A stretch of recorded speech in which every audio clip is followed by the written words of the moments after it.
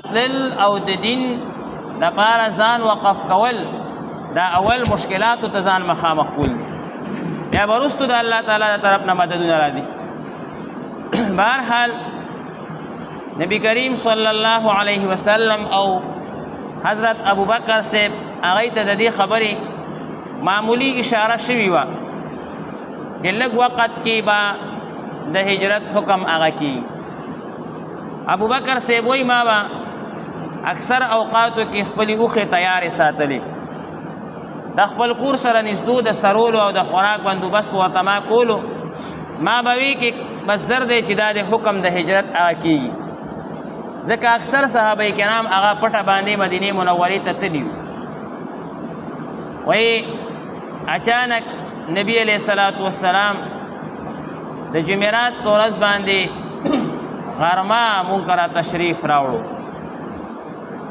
نبی علیہ الصلوۃ والسلام بچي ابو بکر صاحب کرتلو نه اکثر به مازیګر نه پس او د ابو بکر صاحب کورم مکه مکرمه کې ده مسجد ابو بکر په جوړ شوی دی. الله دې ټول مسلمانانو ته وخی هغه لګ بیرته د اخوا ده.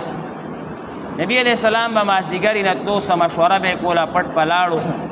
خبرې اترې به کولې په دغه ورځ باندې وای ماسپخین نه پس غرمې ټیم کې هغه رااله وری وډه بول وای زرا پاسې دم ما وی چې څه وجه ده چې نن نبی علیہ الصلوۃ والسلام هغه د وخت راړو وای زه پوه شوی او ما اشاراتونه معلومه شوی و. بهرحال وای نبی علیہ الصلوۃ والسلام ما ته وی تاسو سره یو پټه مشوره او ډیره اهمه خبره ده کور کې که څوک وي چې دا خبرې واو نه لري دینه خبر نشي. ما ویجی او عائشه رضی الله تعالی عنها دا یو خور د مالور د نور څو کور کې نشته ما سره وي دا خبرې وکړي چې الله تعالی حکم کړی چې تاسو مزید د مکه مکرمه نه هغه هجرت وکړي. ما ویجی ترتیب بسوي څنګه بزو تاسو چې څنګه حکم کوي هغه شانتي وکاو. ما خو خیم تیاری کړی دي سامانم تیار دی هر چیز برابر دی د هیڅ چیز فکر مکوئ د لارې او لارې ته مې قسم نیولې دی او هغه کسان چې کم مشرکان دي او ستاسو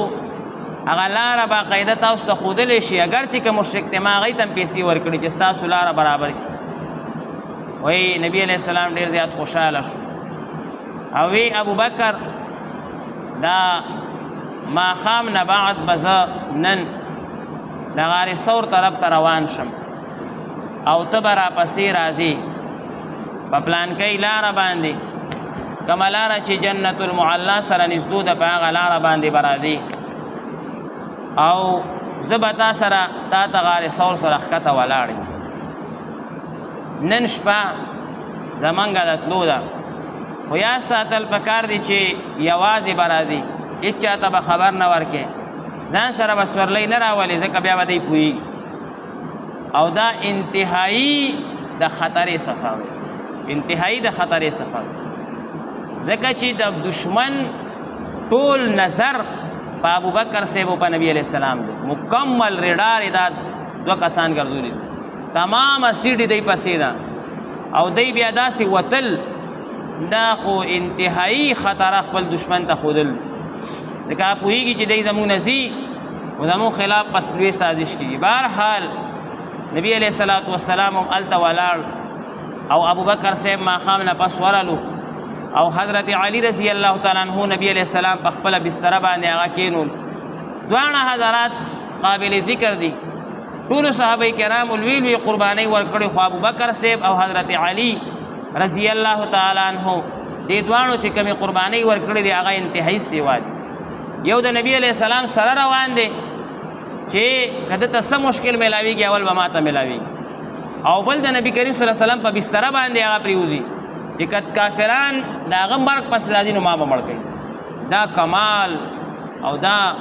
هغه لوی محبت دا صحابه کرامو ټولو ته حاصل دی خو دې حضراتو ته دې دواړو حضراتو ته ډېر اوچته مرتبه. بهرحال دا دواړه غار ثور ته هغه خیږي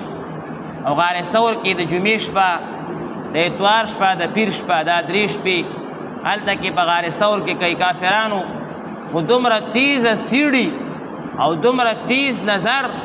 او دومره تیز باقاعده اقدام چې هلته م ورپسې رسي په الله تعالی حفاظت کوي الله تعالی عبادت کوي او هغه غار ثور ته اوس سړی نشي غتی هغه ټایم به څنګه ختې وي په تکلیفونو سره باقاعده دی ختې دي او ظالمان ورپسې بیا هم هغه ځای پورې رسېدلي دي د خپل قدمونه یې معلوم کړي دي هلته کې تللي دي او هلته کې الله تبارک وتعالی آیاتونه مبارکه نازلوي آیاتونه مبارکه ابو بکر صاحب چې کله وکتل چې کافران خو راورسېده او د هغوی د خپو آواز راځي نو نبی کریم صلی الله علیه وسلم ته یا رسول الله که دی خپلو قدمونو ته وکته نو بس مونږ به یې لیدلي لکه تاسو مونږ د الله بوځي د غار ثور د خوله داسې ده چې انسان خپل قدم ته ګوري دننه پکې هر څه ښکاره کېږي دومره الله تعالی د دې نه عقل واغشتو چې بره ګوري یا خوا دې خوا ګوري غار ته را رسېدلي دي او غار کې دننه نه ګوري د کتو هغه طاقت ته الله واغشتو یعنی ړانده یې نه که عقل یې دې واغشتو عقل یې دې واغشتو ډېر ملګري ورته وایي ور دننه به شو خورالو وایي مړه دلته څه کوو که دلته کې هغوی وی نو دا کمتره چې ناسته ده هګۍ یې چوري دا به باسېدلې نه وه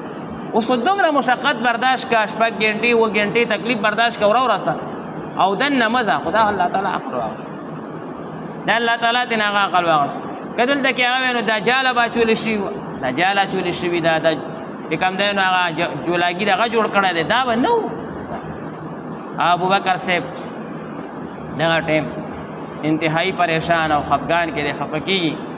نو الله تعالی آیاتونه نازلوي چې نبی علیہ السلام په دې الفاظ ورته ووایه لا تحزن ان الله معنا الله اے ابو بکر صاحب ټینشن مه کوه پریشانی مه کوه غم مه کوه جاړه مه ان الله معنا الله زموږ سره الله زموږ سره ټوله دنیا یې مخالف وه یو الله ورسره و الله تعالی ورته د کافرانو په خپو کې چې کوم دی نجات ورکړو بیا د 3 شپې دی دلته تیری او دلته الله تعالی دی ته لږ سکون او اطمینان ورکوي کتابونو کې لیکلي شوي دا 3 شپې په الله تعالی ځکه تېرې کړي دلته یې لږ سکون او اطمینان ورکولو ځکه داسې راوتل او دومره مشکلاتو ته مخامخ کېدل دا الله تعالی وایي چې دلته د دې څه لږ اکرام او عزت یې وکړو حدیثو مبارکو کتابونو کې شته چې دلته ورته الله تعالی د اوبو چینه په دې دغه کې جاري کړي په دې نهر کې په دې غار کې دا معجزه وه او باقاعده خوراک به ورته قدرتي میلاوېدو الله تعالی ورته لږ سکون او اطمینان ورکړو چې زړه یې مضبوط شي او بیا د پیر په سهار باندې ابوبکر صاحب ټول بندوبست کړی خپلې لور ته یې ویلي چې ته به د غرمې په ټیم وړه لور غرمې په ټیم کې به ته مونږ پسې روټۍ راوړې او روټۍ چې راوړې هغه په کومه طریقه باندې راوړې هلته یو شپونکی دی که څوک درنه تپوس کوي چې چا ته روټۍ وړم ورته هغه شپونکي لور یم هغه ته روټۍ هغه یې پوه کړی نه انتظامات یې د مخکې نه کړي دا براله په پټه باندې ټول حالات دی پلار ته ووایي نن دا وشو کافران زموږ کور ته راغلي داسې شوي داسې شوي ګرځېدلي دي پلان کې ټول واقعات دی او جنکۍ خو هغه زمانې والا جنکۍ خو هسې په والدینو ډېر مین ټول حالات پې ذکر او درېیمه ورځ باندې پیر په ورځ باندې ابوبکر صاحب هغه چې کوم دی نو خپل غلام فهیره دی د هغه ذکر حدیثو کې م راغلی هغه ته باقاعده ویلو یو کافر ته چې دی به راته لاره ښیي تاسو پلانکي ځای کې ولاړئ یو خې به مو درولي موږ به در کوزېږو او په هغه ټایم باندې بیا ور کوزېږي او د غرمې په ټایم کې یو بل مشرک ته پیسې ورکړي دي چې هغه رهبر دی لاره ورته معلومه ده خو غیر آباد لاره لارې خو څو قسمه وي د هرې علاقې هغه لاره چې هغه هېڅ چا ته هم معلومه ده ته معلومه وه مشرک و ده ورته ډېرې پیسې ورکړې وي دا پیسې والا خو ګورې زموږ حالت به چاته نه وی موږ ته به دا لاره ښه هغه بېغمه شه زما پیسو سره کار ده هغه لاره باندې بیا ډېر تیزۍ سره ځي بیا هم لاره کې څو مشکلات سراقه چې یو ډېر کافر و بیا وروسته صحابي شو هغه مخې ته راځي او نبي علیه الصلاة والسلام باندې حمله کوي اسونه اس هغه خپې چې کوم دی نو دا یو ډېره لویه واقعه ډېره لویه واقعه د هجرت الله تعالی په دې محرم کې دا پیښه کړې ده دا اوس چې کومه میاشت شروع ده محرم کې د هجرت واقعه هغه راغلې ده او دا د اسلام فتح ده هجرت دا د اسلام فتح شوه چې کله الله تعالی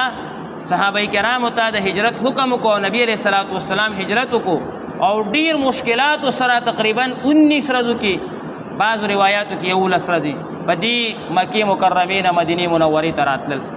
دا مسلسل سفر دی غیر آباد سفر دی د خطراتو نه ډک سفر دی